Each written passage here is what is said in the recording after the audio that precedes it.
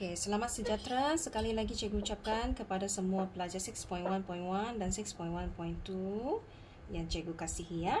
Hari ini kita akan sambung terus media yang kita akan belajar seterusnya, iaitu graf garis kompaun ataupun mudah ataupun lebih dikenali sebagai graf garis biasa.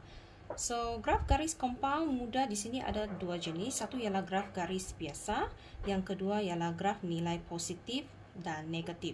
Graf garis jenis kompaun ataupun dikenali sebagai graf garis mudah biasa, dia akan berbentuk L shape seperti mana yang kita buat dalam graf bar yang sebelum ini, di mana dia hanya melibatkan nilai positif di atas sahaja.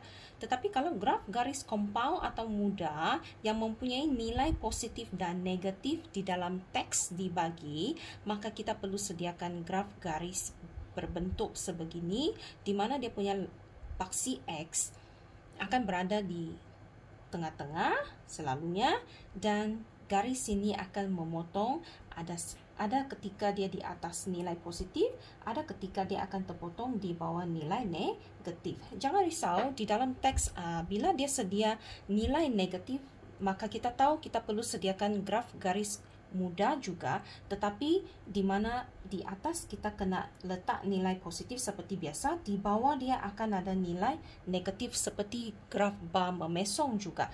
Jangan salah faham, ini kita tidak boleh panggil dia sebagai graf garis memesong, sebab graf bar memesong dengan graf garis memesong tidak ada istilah graf garis memesong, sebab graf bar memesong fungsi dia adalah untuk melihat perubahan peratus, sama ada peratus dia meningkat positif ataupun peratusnya telah jatuh menjadi negatif. So graf garis di sini ni dia akan berbentuk sebegini, di mana nilai tahun lepas mungkin dia positif, tahun ini dia jatuh menjadi negatif. Okay, so kita tidak perlu cari perubahan peratus pada graf garis. Apapun pagi ini kita akan melihat graf garis biasa dahulu ya. Okey, di sini cikgu bagi tahu dahulu kata kunci untuk graf garis kompaun ataupun graf garis mudah ataupun graf garis biasa. Selalunya bila graf garis kompaun keluar, dalam arahan soalan dia akan ada perkataan, aliran yang menunjukkan flow naik turun, itu kita panggil sebagai aliran.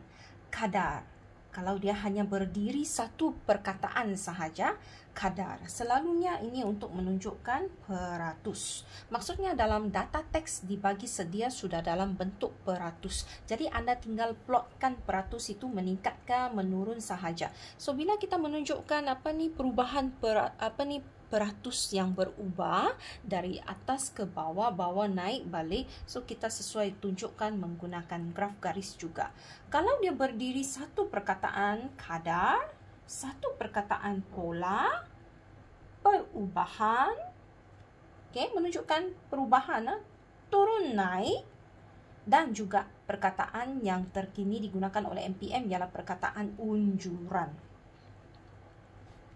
Dalam masa akan datang saya tidak tahu apa yang akan digunakan oleh MPM, tetapi setakat ini di dalam graf garis, kata kunci yang selalu muncul untuk membayangkan soalan itu berkenaan graf garis mudah ialah bila ada perkataan aliran atau kadar atau pola, perubahan, turun naik dan unjuran, maka kita tahu soalan itu berkehendakkan graf garis kompaun. Okey, baik, macam mana kita nak melukis menyediakan jadual untuk graf garis kompaun. Ini contoh yang telah cikgu sediakan separuh sahaja. Okey. Tajuk kita catatkan seperti biasa. Malaysia, aliran nilai pinjaman institusi kewangan kepada sektor-sektor terpilih bagi tahun 2000 hingga tahun 2005. Okey, so kita salin soalan sebiji ikut berdasarkan kepada soalan. Kalau soalan tu dia ada tahun anggaran, maka kita perlu tambah di sini anggaran. Kalau soalan tu ada perkataan terpilih, jangan terlupa salin perkataan terpilih. So, lepas tu kita labelkan sektor terpilih, tahun wajib. Di sini kita bawa turun sahaja, aliran sampai ke terpilih, aliran nilai pinjaman institusi kewangan sektor terpilih, unit jangan lupa wajib di dalam jadual, iaitu RM juta. Kemudian tahun dia dilabelkan dari tahun 2000 hingga ke tahun 2005 berdasarkan teks soalannya. So, sektor yang terpilih ada beberapa di sini. Cikgu buat 3, ternakan, perindustrian, perkhidmatan. Yang selebih tu anda boleh sambung sendiri. Labelkan semua ini dengan lengkap. Okey, salah satu hilang, unit hilang ataupun label di sini hilang, tahun tiada, maka jadual tidak dapat 5/20. Okey, next, kemudian kita lihatnya. So, pengiraan skala untuk graf garis kompaun adalah seperti biasa. Kita ambil nilai yang paling besar. Okey, jadikan amalan macam cikgu. Bulatkan sahaja conteng anda punya jadual untuk memberi catatan dan juga supaya mata kita tahu di mana nilai yang tertinggi akan kita plotkan, iaitu 10,050 juta. Di sini kita bakal plotkan iaitu titik yang paling tinggi. So, kita ambil nilai yang paling tinggi, okey, dengan tanggapan yang lain tu adalah lebih rendah ya. Cikgu sudah nampak cek juga data, inilah yang paling tinggi. So, kita bahagi 10 seperti biasa. So, 1 cm kita gunakan RM 1,000 juta. Jangan lupa kelas, kira 1 petak kita bahagi 5. So, kita akan bahagi dengan 200 untuk kita plotkan data-data dalam jadual.